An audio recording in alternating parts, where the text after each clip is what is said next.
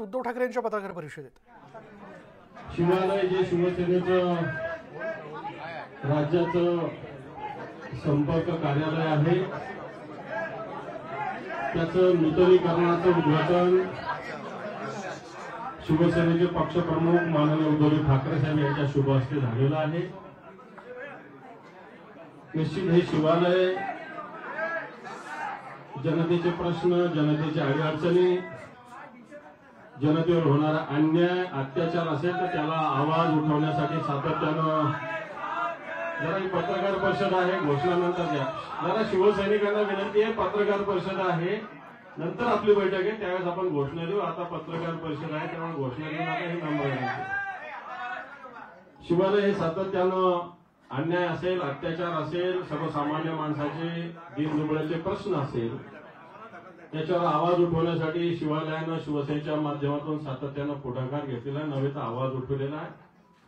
आणि हे शिवालय पुन्हा एकदा मोठ्या ताकदीनं माननीय उद्धवजी ठाकरे साहेब यांच्या नेतृत्वाखाली पुन्हा एकदा महाराष्ट्रातील जनतेचा आवाज तो शिवसेना भवनातून तर दररोज सगळ्या शिवसेना नेते पक्षप्रमुखांच्या मार्गदर्शनाखाली काम करतातच, परंतु या शिवालयात सुद्धा पुन्हा एकदा ताकदीनं निश्चित या महाराष्ट्रातील जनतेवर होणारे अन्याय, अत्याचार आणि महाराष्ट्राच्या जनतेचा आवाज या शिवालयातून निश्चित येणाऱ्या काळात उठवला जाईल।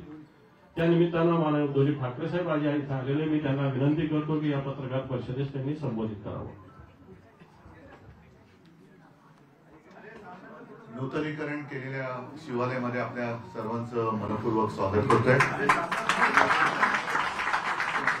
आणि मी अंबादास दानवे यांना तर धन्यवाद देतोच आहे कारण त्यांनी अप्रतिम असं नूतनीकरण केलंय, पण त्याचबरोबरीने रवींद्र वायकर यांना सुद्धा खास धन्यवाद देतोय कारण ही जागा ज्या वेळेला आपले शिवालय मंत्रालयाच्या त्या बाजूला ते बॅरॅक्स होत्या तिथे होतं आणि मेट्रोच्या कामासाठी ती जागा सरकारने घेतली आणि एक ऑफिसची जागा कुठे असावी, कार्यालयाची जागा कुठे असावी 2-4 जागा दाखवल्या, पण त्या काही तशा पसंत पडल्या नाहीत कारण वरच्या मजल्यावरती होत्या।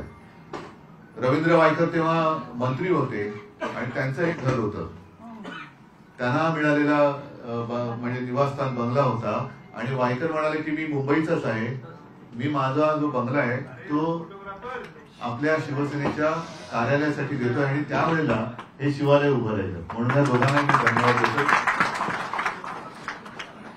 आधी शिवालय कसं होतं तुम्हाला सर्वांना माहिती आहे आणि आपण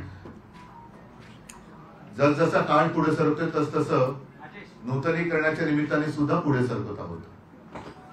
आज सुरुवातच मी पत्रकारांशी संवाद साधून करायचं ठरवलं। मुद्दे म्हटले तर अनेक आहेत, काही मुद्द्यांना स्पर्श करता येईल, काही मुद्दे हे नंतर जाहीर सभांवरनं मी मांडेन। नुकत्याच झालेल्या 4-5 राज्यांच्या निवडणुका आहेत, त्याच्यात लागलेले निकाल आहेत। महाराष्ट्रामध्ये शेतकऱ्यांची जी काही दैनावस्था आहे ती अवकाळीमुळे झालेली आहे, दुष्काळामुळे झालेली आहे, नापिकीमुळे झालेली आहे, तिथे सरकार काही लक्ष द्यायला तयार नाही, तो एक मुद्दा आहे। त्याच्यानंतर मुंबईसाठी जो अत्यंत महत्वाचा मुद्दा आहे त्याच्यावरती सुद्धा मी येणार आहे, पण सुरुवात करताना ज्या राज्यांच्या निवडणुका झाल्या त्याचे निकाल लागलेत, जे जिंकलेत त्यांचं अभिनंदन मी परवाच्याच कार्यक्रमात केलेले आहे। या निमित्ताने एक प्रश्न मी उपस्थित केला होता आणि निवडणूक आयोगाला एक पत्र लिहिलं होतं की निवडणूक प्रचारामध्ये देवाच्या नावाने किंवा धर्माच्या नावाने आधारावरती मत मागितले तर तो गुन्हा होतो की नाही, कारण आपल्याला कल्पना आहे, मी जे पत्र निवडणूक आयोगाला लिहिलेलं आहे, आयुक्तांनी लिहिलेलं आहे, त्याच्यात स्पष्ट मी उदाहरणासह नमूद केलेले आहे की कर्नाटकाच्या निवडणुकीत माननीय पंतप्रधान बजरंगबली की जय म्हणून मतदानाचं बटन दाबा तुम्ही असं म्हटले होते। अमित शहा आपल्या देशाचे केंद्रीय गृहमंत्री हे मध्य प्रदेशच्या निवडणुकीत भाजपाला मत दिल्यानंतर आम्ही रामलल्लाचं दर्शन तुम्हाला फुकट करून देऊ असं म्हणाले होते। त्याच वेळेला मी आठवण करून दिली होती की या देशातले नव्हे जगातले एकमेव हिंदू हृदय सम्राट, गद्दार हृदय सम्राटांबद्दल माझं काही म्हणणं नाहीये, पण एकमेव हिंदू हृदय सम्राट शिवसेना प्रमुख बाळासाहेब ठाकरे यांनी त्यावेळेला आपल्या भाषणामध्ये हिंदुत्वाचा मुद्दा घेतला होता, राम मंदिराचा मुद्दा घेतला होता. त्यावेळेला मात्र त्यांच्यावरती निवडणूक आयोगाने 6 वर्ष निवडणूक लढवायला तर बंदी केली होती. ती पुरेशी नाही वाटली म्हणून मतदानाचा मूलभूत अधिकार सुद्धा काढला होता. आज त्याच्यामध्ये काही बदल झाला आहे का असं पत्र मी त्यांना विचारलं होतं पत्रात. अजून त्यांचं काही उत्तर आलेलं नाही. उत्तर आलेलं नाही याचा अर्थ मी असं मानू का हा आज आपल्या माध्यमातून त्यांना प्रश्न विचारतोय की होय, देवाच्या नावाने धर्माच्या नावाने मत मागायला काही आमची हरकत नाही, आणि ती जर हरकत नाही असं तुमचं उत्तर थोड्या दिवसात आलं नाही तर आम्ही तुमची मान्यता गृहीत धरून येत्या सर्व निवडणुकांमध्ये जय भवानी जय शिवाजी, हर हर महादेव, गणपती बाप्पा मोरया, आणि मग जे काय आमचे धर्माचे हिंदुत्वाचे प्रश्न असतील ते उघडपणाने मांडू. त्यावेळेला मात्र आपण कारवाई करता कामा नये, कारवाई आपल्याला करता येणार नाही. हा एक महत्वाचा प्रश्न आहे. दुसरा, शेतकऱ्यांची अवस्था फार वाईट आहे. सरकार आपले दारी म्हणून जो काही बोगसपणा चाललेला होता तो आता बंद पडलेला आहे, कारण कोणी त्यांना दारात पण उभं करायला तयार नाहीये. एक 4-5 दिवसापूर्वी मी अचानक काही माध्यमांशी बोललो होतो, ते एवढ्यासाठी की हिंगोली मधले काही शेतकरी मातोश्रीवरती आले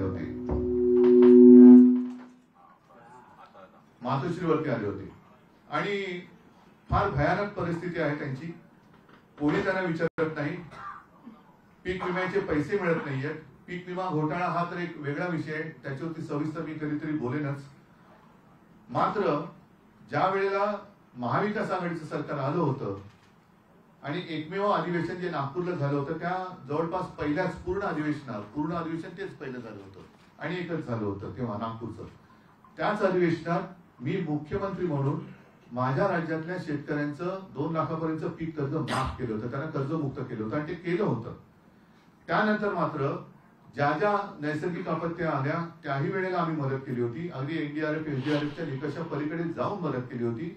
म्हणून शेतकरी हा त्या संकटात सुद्धा तग धरून होता. एवढंच नव्हे तर कोरोना काळच्या संकटात आपली अर्थव्यवस्था जी तारली होती ती या शेतकऱ्यांनी तारून धरली होती. आता मात्र संकटामागून संकट येत आहेत. या सरकारचा उल्लेख मी दुष्काळात 13वा महिना आधी असा केलेलाच आहे. कर्ज डोक्यावरती वाढते, बँकांचे तगादे मागे लागलेले आहेत, विमा कंपन्यांची दारे ठोठावली तरी उघडली जात नाहीयेत, फोन उचलले जात नाहीत. म्हणून एक तर आता ही सगळी थोतांड नाटकं बंद करा आणि जशी आम्ही कर्जमुक्ती केली होती तशी सर्व शेतकऱ्यांची कर्जमुक्ती पुन्हा एकदा लवकरात लवकर करा. कारण निवडणुका तोंडावरती आहेत. घोषणा करून एक भूलभुलैया करू नका, कारण गॅसचे भाव जसे निवडणुकीच्या आधी कमी केले होते आणि निवडणुकीचं मतदान झाल्याबरोबर ते वाढवले होते. अवकाळीचा फटका आहे, त्याच्यात पंचनामे सुरू झाले असं मला काही दिसत नाही कुठे. म्हणून मी सर्व शिवसैनिकांना आणि जिल्हा प्रमुखांना सूचना दिलेल्याच आहेत. त्याच्याप्रमाणे काल नाशिकमध्ये फार छान मोठा मोर्चा जाब विचारण्यासाठी पार पडलाय. मी महाराष्ट्रातल्या सर्व माझ्या जिल्हा प्रमुखांना आणि पदाधिकाऱ्यांना पुन्हा एकदा सांगतोय, जिथे जिथे शेतकरी संकटात आहे तिथे त्यांच्या सोबत जिल्हाधिकारी कार्यालयावरची मोर्चानी जा आणि जाब विचारा की तुम्ही पंचनामे कधी करणार आहात, विमा कंपन्यांना विचारा तुम्ही आमची नुकसान भरपाई कधी देणार आहात, सरकारला विचारा तुम्ही कर्जमुक्ती करणार आहात की नाही. हे सगळे प्रश्न आता ऐरणीवरती घेऊन ते मांडावेच लागतील आणि सोडवावे लागतील. हे राज्याचे सगळे विषय आहेतच. ते झाल्यानंतर मी जो मुंबईचा मोठा प्रश्न आता उद्भवणार आहे येत्या काही वर्षात तो आहे धारावीचा. कारण धारावीचा विकास झालाच पाहिजे. पहिला प्रथम आमची मागणी आहेच की धारावीमध्ये जेवढे जण राहत आहेत त्यांच्या घरातल्या उद्योगांसह त्यांना तिथल्या तिथे त्यांचं पुनर्वसन झालंच पाहिजे. ही शिवसेनेची आग्रही मागणी आहेच. आणि ती मागणी काय आता धारावीला स्पेशल प्रोजेक्ट म्हणून जाहीर केलेला आहे. इतर ठिकाणी झोपडपट्टीमध्ये साधारणतः 400-450 फुटाच्या जागा मिळतात. इकडे मात्र स्पेशल प्रोजेक्ट असला तरी 300 फूट. तसं चालणार नाही. या धारावीकरांना सुद्धा 400 नाही तर 500 फूट हे धारावीकरांनी आता ठरवायचंय. 500 फुटापर्यंतची जागा ही दिली गेलीच पाहिजे. आजपर्यंत साधारणतः 50-60 हजार झोपड्या तिकडे पात्र ठरवण्यात आलेले आहेत झोपडीधारक. अजूनही 58,000 अजूनही जवळपास 80 ते 90 हजार झोपड्या या पात्र अपात्रतेच्या सीमेवरती. म्हणजे एवढ्या सगळ्या धारावीकरांना हे आत्ताचे जे विकासक आहेत, अगदी नाव घेऊन बोलायचं झालं तर अदानी, हे धारावी बाहेर काढतायत का, काढणार आहेत का, हा विषय एक धारावी पुरता होता. तो गेले अनेक वर्ष आम्ही हाताळत होतो. प्रत्येक वेळेला धारावीकर हे माझ्याकडे येतात. धारावी बचाव अशी त्यांनी ती एक चळवळ सुद्धा सुरू केलेली आहे आणि धारावी पुरता हा विषय मर्यादित होता. त्याच्यामध्ये आताचे जे सरकार आलेले आहे त्यांनी खास सवलती या अदानींना दिलेल्या आहेत. आमचा कोणत्या व्यक्तीला मी अदानी बोलतो कारण आज अदानींना ते टेंडर मिळालेले आहे म्हणून मी अदानी बोलतोय. उद्या दुसरं कोणी असताना ह्या सवलती त्यांनी दिल्या असतात तर आम्ही त्यांच्या नावाने बोललो असतो. हा विषय आता केवळ धारावी पुरता मर्यादित न राहता हा मुंबईच्या भवितव्याचा झालेला आहे. कारण एक तर आमची जाहीर मागणी मी जी दसऱ्याच्या मेळाव्यात केली होती की ही जी सगळी मोठी जागा आहे आजपर्यंत तिकडे पिढ्यानपिढ्या धारावीकर झोपडपट्टीमध्ये राहत आहेत. म्हणजे सगळी गलिच्छ अशी ती वस्ती आहे. आज तिला सोन्यापेक्षा जास्त भाव आलेला आहे म्हणून या सगळ्यांची नजर धारावीवरती आलेली आहे. मग त्या धारावीमध्ये माझ्या गिरणी कामगारांना घरं मिळाली पाहिजेत, पोलीस कर्मचाऱ्यांना मिळाली पाहिजेत, सरकारी कर्मचाऱ्यांना मिळाली पाहिजेत, सफाई मजदूरांना मिळाली पाहिजेत. धारावीकरांना तर पहिली मिळालीच पाहिजे कारण त्यांचा हा अधिकार आहे. त्यांचं पुनर्वसन त्यांच्या घरातल्या अगदी सूक्ष्म आणि लघु या उद्योगासह तिथे त्यांना ती जागा मिळाली पाहिजे. त्याच्या पलीकडे ज्या सोयी सवलती म्हणतोय ती विशेष सवलत आहे टीडीआरची. तिथे जो काही निर्माण होणारा टीडीआर आहे तो मुंबईभर वापरण्याची मुभा देण्यात येते. मुंबईभर वापरण्यात येत असताना एक तर टीडीआरची बँक केली जाणार आहे. त्याच्यात साधारणतः हा एक लेख परवा लोकसभेमध्ये आला होता धारावीच्या टीडीआरचा तिढा हा वाचण्यासारखा आहे मुद्दा म्हणून. त्याच्यात त्यांनी व्यवस्थित दिलेलं आहे की इतर विकासकांना सुद्धा पहिल्या प्रथम टीडीआर जर वापरायचा असेल तर 40%ची अट ही टाकली की तुम्ही अडाणीकडनंच तो टीडीआर घेतला पाहिजे. मग ही जर टीडीआरची सक्ती तुम्ही करणार असाल तर माझं मत आहे की ती अडाणींना का देता, सरकारने एक कंपनी स्थापन करावी. जसं बीडीडी चाळीचा विकास हा म्हाडा करते आहे तसं धारावीचा विकास हा सरकारने करावा आणि बँक म्हटल्यानंतर तिचा ताबा हा सरकारकडे असायला पाहिजे. टीडीआर विकत घ्यायचा असेल आणि ती सक्तीची होणार असेल मागणी तर हा टीडीआर सरकारकडनं विकत घेतला जायला पाहिजे. कारण नाहीतर आजपर्यंत त्याला ते इंडेक्सेशन हा एक शब्द होता तो कोणाच्या काळात काढला वगैरे हा एक भाग असू शकेल. पण आता मात्र धारावीचा टीडीआर धारावीच्या दराने कुठेही वापरता येईल. म्हणजे काही ठिकाणी स्वस्त होईल काही ठिकाणी महाग होईल पण म्हणजे असा की बाकीच्यांकडे शिल्लक असलेला टीडीआर हा कोल्ड स्टोरेज मध्ये जाईल आणि पहिल्या प्रथम अडाणींचं भलं कसं होईल ह्याचा विचार याच्यात केला गेला. हे आम्हाला मंजूर नाहीये. जर टीडीआर बँक करणार असाल तर ती सरकारचीच असायला पाहिजे. एक तर टीडीआर कोणत्या आधारावरती तुम्ही गृहीत धरलेला आहे त्याचं काही नाही कारण अजून धारावीमध्ये सर्वेच झालेला नाहीये. त्याच्यामुळे टीडीआर किती तुम्ही वापरणार, किती निर्माण करणार आणि या टीडीआरचा दुरुपयोग जसं एअरपोर्ट अथॉरिटीच्या जागांमध्ये तिथल्या विकासकांनी केला आणि असं तुरुंगात आहे तसा झाला तर हे महाशय तुरुंगात जाणार आहेत का, त्याने टाकण्याची हिंमत तुमच्यात आहे का. त्याच्यामुळे पहिल्या प्रथम एक तर सर्वे झाला पाहिजे व्यवस्थित. तो सुद्धा धारावीकरांना कुठे धान दपटच्या पैशाच्या दमदाटीच्या जोरावर झालं तर शिवसेना हा सर्वे हाणून पाडेल. कुठेही दमदाटी चालणार नाही. आणि तिथल्या धारावीकरांचं परत एकदा सांगतो पुनर्वसन तिथल्या तिथेच झालं पाहिजे. त्याच्यामध्ये आता माहीम निसर्ग उद्यान तुम्ही धरले का, खाडी धरले का, रस्ते धरलेत का, या सगळ्या हो या गोष्टी धरल्यात का याचं स्पष्ट पाहिजे. दुसऱ्या या लेखामध्ये एक महत्वाचा मुद्दा आहे की साधारणतः असे प्रोजेक्ट करताना सजेशन ऑब्जेक्शन हे जनतेकडनं घेतलं जातं. त्या घेण्याच्या आधी सरकारने हमी दिली की आम्ही सगळे तुम्हाला करून देऊ. हे सरकारने कोणत्या आधारावरती केलं. जर का तुम्ही अजून सजेशन ऑब्जेक्शन आम्हाला कोणाला काही बोलायलाच दिलेलं नाही, जर तुम्ही तसं करणार असाल तर आम्ही सुद्धा आज शिवसेना प्रशासनात नाही पण शिवसेनेची ताकद ही प्रशासनात असणं आणि नसणं याच्यावरती नाही. शिवसेनेची ताकद ही रस्त्यावरती आणि ती रस्त्यावरची ताकद आज पुन्हा एकदा तुम्हाला जाब विचारण्यासाठी रस्त्यावरती उतरणार आहे. ह्या सगळ्या प्रकरणामध्ये सरकारला नेमका काय फायदा होणार आहे हे कुठे तसं काही झालेलं नाही. कारण 20% सरकार आणि 80% अदानी. बरं याच्यामध्ये रेल्वेची जागा कोण खरेदी करणार, ते कोणत्या दराने काय करणार, सेवा सुविधा एवढ्या सगळ्या वस्तीला जर ते दार बंद करून घ्या. एवढ्या सगळ्या वस्तीला पाणी कुठून आणणार, त्याच्यानंतर त्यांच्या सगळ्या ड्रेनेजची जी सोय ती कुठून करणार, रस्ते कसे करणार. एक तर आजच नियोजन शून्य विकास कामांमुळे मुंबईकरांचा जीव घुसमटलेला आहे. एवढं प्रदूषण माझ्या तरी आयुष्यात आजपर्यंत मी काय कोणी पाहिलं नसेल एवढं प्रदूषण हे मुंबईमध्ये होते. केवळ आणि केवळ हे सरकार कॉन्ट्रॅक्टरसाठी काम करते. मग ती रस्त्याची कॉन्ट्रॅक्ट असतील, आणखीन कसली कॉन्ट्रॅक्ट असतील, म्हणजे प्रदूषण एक तर नियोजन शून्य कामांमुळे प्रदूषण, मग ते प्रदूषण रोखण्यासाठी पुन्हा त्याच्यावरती यंत्र, त्याचं कॉन्ट्रॅक्ट, ते होऊ नये म्हणून त्याचं कॉन्ट्रॅक्ट, हे सगळं कॉन्ट्रॅक्टरचं सरकार आहे. आणि मुंबईतले 3 महत्वाचे प्रकल्प म्हणजे जिकडे आता क्लस्टर प्रोजेक्ट होत आहेत, हे सुद्धा हे यांच्या घशात किंवा खिशात घालण्याचं काम सरकार करते. याच्यामध्ये 3 जे मोठे प्रकल्प माझ्या कानावरती आले ते म्हणजे अभ्युदयनगर, त्याच्यानंतर आदर्श नगर आणि वांद्रा रेक्लेमेशन.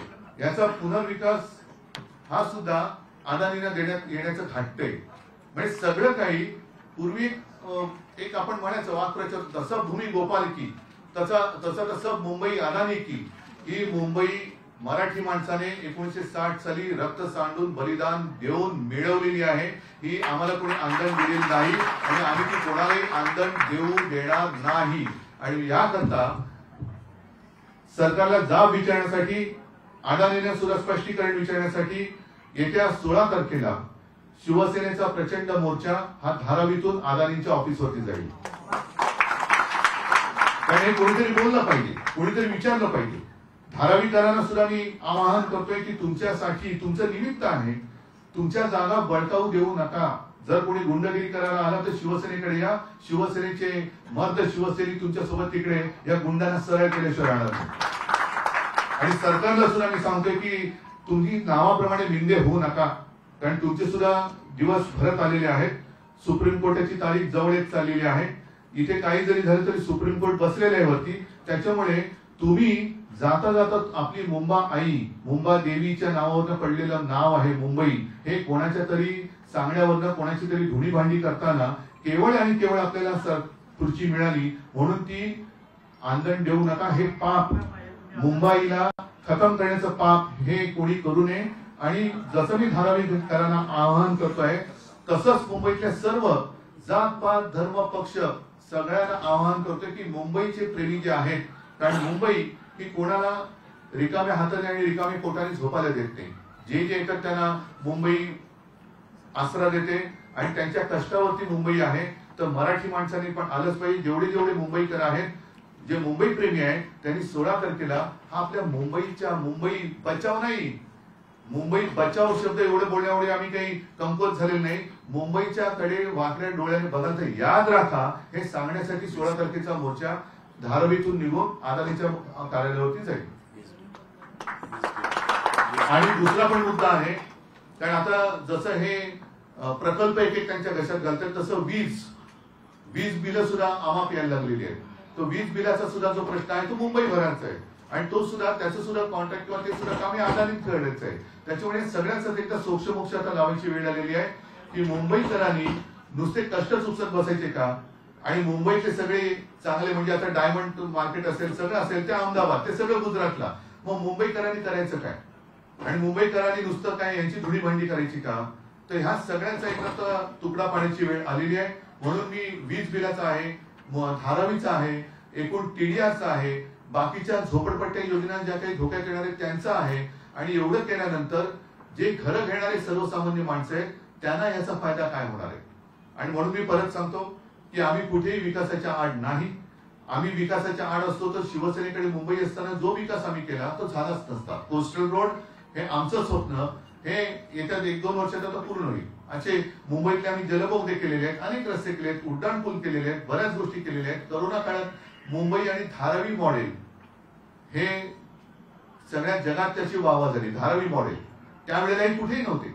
म्हणजे धारावी जेव्हा अडचणीत होते, धारावीतली लोक जगतायत की मरतायत अशा अवस्थेत असताना हे विकासक वगैरे कोणी मदतीला आलेले नव्हते.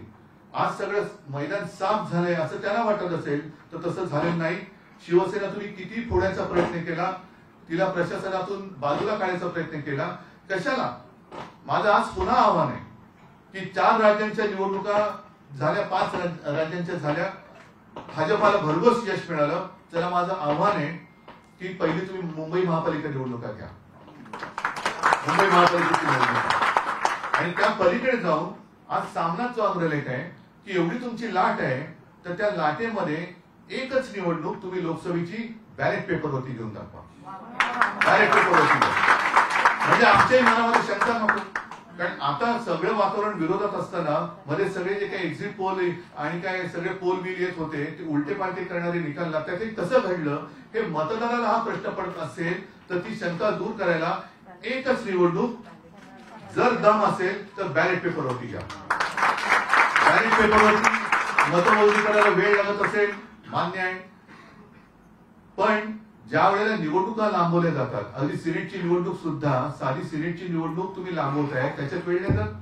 मग मतमोजणीसाठी जिकडे लोकशाहीचं आणि देशाचं भवितव्य ठरवणारी निवडणूक आहे तिला मतमोजणीसाठी 2-3 दिवस लागले तर त्याच्यात फरक काय पडतो.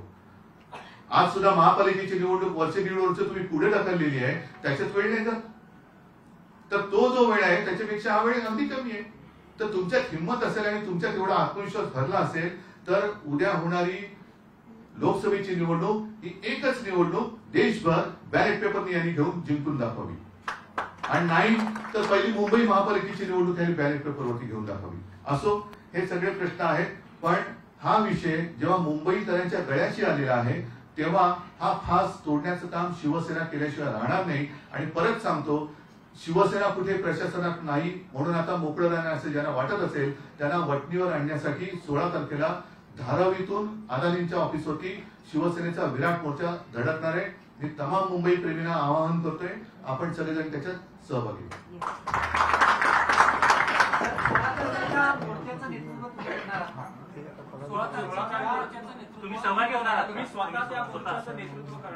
हो. नाही तर तुम्ही करताय, मी माझी हरकत नाही.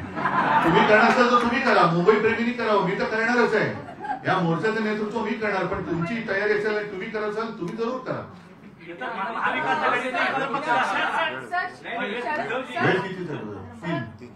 हा, 16 तारखेला दुपारी 3 वाजता धारावीतून हा मोर्चा निघेल. माझ्या आव्हानामध्ये मी तमाम मुंबई प्रेमींना आवाहन केलेले आहे. त्याच्यात जात पात धर्म पक्ष सगळ्यांना सांगितलेले आहे. इंडिया अलायंस की बैठक पोस्टपोन हो गई है सर, क्या आपको इस बात की जानकारी थी? क्योंकि मैं 16 तारीख को मोर्चा में आने के लिए आपको भी आमंत्रित करता हूं, क्योंकि मुंबई का विषय है, धारावी का विषय है, तो आप भी उसमें आएंगे.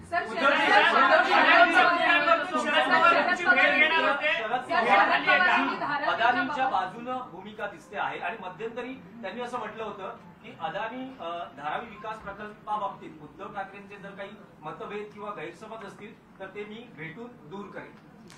माझे गैरसमज असावेत अशीच माझी इच्छा आहे की हे जे काय सगळं मी मांडलेलं आहे, हा सुद्धा पेपरमध्ये आलेला हा लेख आहे, हा सुद्धा तुम्ही वाचा.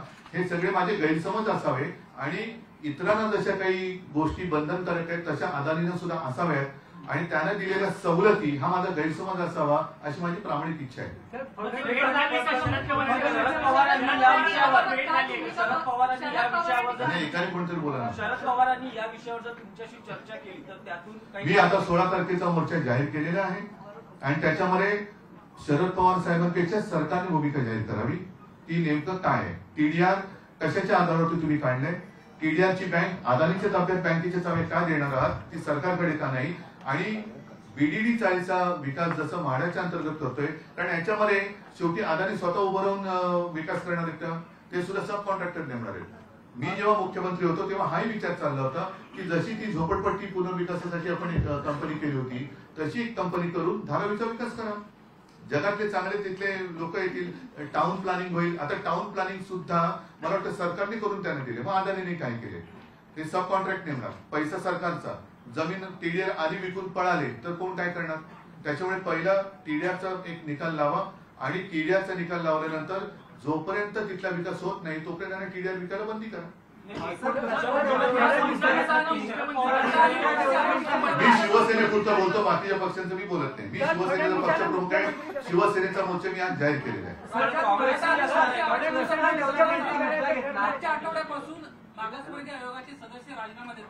मला असं वाटतं की ते सगळे विषय आज मी ह्याच्यात गुंतागुंत करत नाही. प्रत्येक प्रश्नाचं वेगळं महत्व आहे. आज मात्र हा मुंबईच्या जीवाभावाचा प्रश्न आहे, शेतकऱ्यांचा मी मांडलेलाच आहे. त्यासाठी माझ्या पदाधिकाऱ्यांना मोर्चे काढायचे मी आदेश दिलेत. मी सुद्धा काही वेळेला तिकडे सुद्धा जाईन. धारावीच्या मोर्चाचं नेतृत्व मी करणारच आहे. मी आपल्यालाही सुद्धा सांगतोय की आपण नेतृत्व करू शकत इच्छित असेल जरूर या, कारण आपण सुद्धा मुंबईकर आहात. सर, क्लस्टर डेव्हलपमेंटचा तुम्ही मुद्दा घेतला. क्लस्टर डेव्हलपमेंटला धरून कुठेतरी मुंबईकरांची दिशाभूल केली जाते सरकारकडनं. नाही, सगळे एकासाठी का? सरकार हे कोण चालवतंय आणि सरकार कोणासाठी चालवत आहे? आणि त्याच्यामध्ये तुम्ही नुसती गुलाबी स्वप्न दाखवून आज सुद्धा माझ्या कानावर आलं की धारावीकरांना जे काम चालू असताना तिथून त्यांना जे जागा देणार आहेत त्या तिथल्या 10 किलोमीटरच्या परिसरात म्हणजे तिथे मिठाघरं सुद्धा येतात. मग एकदा तिकडे घरं दिल्यानंतर परत तिकडे त्यांना घरं देणार का? तर तिथल्या तिथे घरं, जसं बीडीडी मध्ये आम्ही केलं होतं, सुरू केलं, तसं तुम्ही धारावीत करा आणि विकास करून तिथल्या लोकांना पहिलं घरं उद्योगासह, कारण त्याच्यात कुंभारवाडी पण आहेत, बऱ्याच बांधकामे, तर त्या सगळ्यांना त्यांचे उद्योगधंदे तिकडे करता येतील. आणि त्या व्यतिरिक्त मी म्हटलं जसं गिरणी कामगार आहेत, पोलीस कर्मचारी, सरकारी कर्मचारी, आणि ते सगळं झाल्यानंतर तुम्ही काही प्रमाणात इतरांसाठी घरं बांधा, जरूर बांधा. पण जे माझ्या मुंबईचं आर्थिक केंद्र गुजरातला पडलं होतं तसं एक आर्थिक केंद्र मला धारावीत पाहिजे. एक आर्थिक केंद्र मला धारावीत पाहिजे, कारण धारावीच्या बाजूची सोन्यापेक्षा जास्त मोलाची जागा बुलेट ट्रेनच्या घशात घातली. कशासाठी घातली? काय मुंबईला उपयोग आहे त्याचा? तर मुंबईमध्ये सुद्धा आर्थिक केंद्र पाहिजे. जे उद्योग मुंबईच्या बाहेर पळवले जात आहेत ते थांबले पाहिजेत. तुम्ही सगळं मुंबईतल्या गुजरातला नेणार म्हणजे मुंबईला काय तुम्ही उकिरडा करण्याचा विचार? मुंबई तुम्ही एका माणसाच्या घशात घालायला बघताय? तर ते नाही होणार. मार्च निकालने वाले हैं, हिंदी में जानना चाहते हैं. मैंने जैसे कहा कि सारी बातें सिर्फ अदानी के लिए की जा रही है ऐसे लग रहा है. टीडीआर की बात तो मैंने की कि टीडीआर की एक बैंक बनाने जाने वाले हैं जिसका अधिकार सरकार के पास होना चाहिए. और टीडीआर अगर इस्तेमाल करना है तो पहले वहां के जो जितने धारावीकर हैं उनको वहीं पे पहले घर देना ही चाहिए. और वो भी 300 फुट वगैरह नहीं, जैसे 400 फुट हो या 500, वो तो देना ही चाहिए. साथ ही साथ मेरे पुलिस कर्मचारी है, गिरणी कामगार है, सफाई मजदूर है, सबको घर दे दो. वहाँ गवर्नमेंट के कर्मचारी है. और उसके बाद जो आर्थिक केंद्र मुंबई में होने वाला था वो गुजरात में लेके गए, वैसा दूसरा आर्थिक केंद्र मुझे धारावी में चाहिए. मुंबई कोई किसी की बर्तन मांजने वाली कोई कंपनी नहीं है. मुंबई देश को संभालती है. आज तक जितना रेवेन्यू सेंटर में जाता है माना जाता है 35 से ज्यादा % अकेली मुंबई देती है. तो इसलिए मुंबई को आर्थिक राजधानी कहते हैं. तो वो शायद कुछ लोगों के पेट में दर्द होता है कि अरे मुंबई क्यों, हमारा गांव होना चाहिए. करो ना, आपका गांव का विकास करो, लेकिन इसका मतलब ये नहीं कि मुंबई को खत्म करो. हम नहीं होने देंगे. इलेक्शन कमीशन को जो आपने पत्र लिखा था धर्म को लेकर, इलेक्शन कमीशन को जो आपने पत्र लिखा था धर्म को लेकर जो वोट हो रही है, आज तक इसका कोई उत्तर आया नहीं. शायद 20-25 दिन तो हुए. चुनाव के पहले मैंने लिखा था और थोड़े दिन में इंतजार करूंगा, एक बार शायद और पत्र लिख लूंगा. लेकिन इलेक्शन कमीशन से कोई जवाब नहीं आया तो मैं मान लूंगा कि अब मैं भी आगे आने वाले चुनाव में जय शिवाजी, जय भवानी, हर हर महादेव, गणपति बाप्पा मोरया, हिंदुत्व का प्रचार कर कर अगर वोट मांगू तो वो अपराध नहीं होगा. सर, एक चौंकाने वाला रिपोर्ट सामने आया है नेशनल क्राइम रिकॉर्ड ब्यूरो का, जिसमें बताया गया है 2022 में सबसे ज्यादा जो अपराध महिलाओं के प्रति हुए हैं वो मुंबई शहर दूसरा है और महाराष्ट्र राज्य दूसरा है. और अगर पहली की बात करें तो उत्तर प्रदेश राज्य पहला है और पहला शहर दिल्ली है. तो 2022 में 6000 से अधिक अपराध महिलाओं के खिलाफ हुए हैं मुंबई शहर में. क्या कहना चाहेंगे इसे लेकर? और क्या कहना चाहिए? कहने की जरूरत ही नहीं है. मैंने उस वक्त कहा था, मराठी मध्ये बोललो होतो की सरकार चालवायला नालायक आहे. दूसरा शब्द क्या है मुझे बताओ.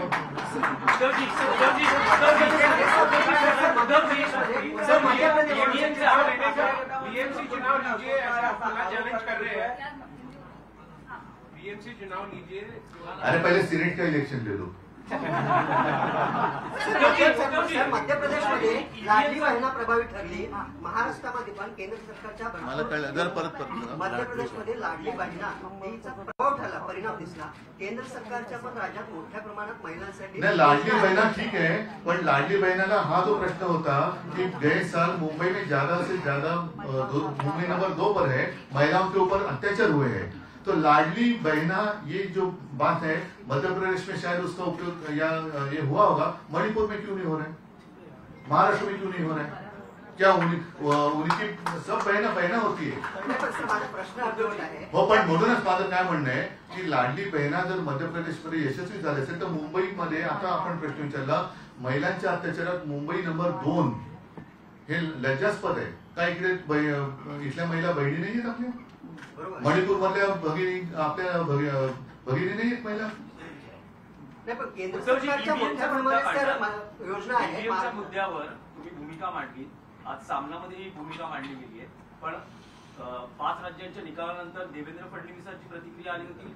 ते म्हणाले होते की आता भाजपच्या विजयानंतर ईव्हीएम वर खापर फोडलं जाईल. तर तेच आता पुन्हा सुरू झालं. माझं म्हणणं तेच आहे. ऐका एक मिनिट. साहेब, माझा एक प्रश्न पूर्ण होते की जेव्हा विरोधी पक्ष जिंकतात तेव्हा ईव्हीएमच्या बाबतीत भूमिका नसते, पण भाजप जेव्हा जिंकतो. ऐका एक मिनिट ऐका. महापालिकेत म्हणून माझं मत असं आहे की एकदा याचा विषय संपवून टाका. कारण ज्या वेळेला काँग्रेस जिंकत होते तेव्हा इथलेच हे जे आता मध्ये ज्यांचे काही चित्रफिती आपल्या माध्यमातून आल्या होत्या तेच ईव्हीएमच्या विरोधात लढत होते. त्यांनीच आम्हाला एक प्रेझेंटेशन दिलं होतं. तर हे उघडं सत्य आहे. त्याच्यामुळे त्याच्याबद्दलची शासनकथा माझं उलट मी देवेंद्रजींच्या बाजूनी बोलतोय की तुमची लाट आहे हे आणि ईव्हीएमचा संशय खोटा आहे. तो खोटा ठरवण्यासाठी एकदा बॅलेट पेपरवरती निवडणुका घ्या म्हणजे विषय संपून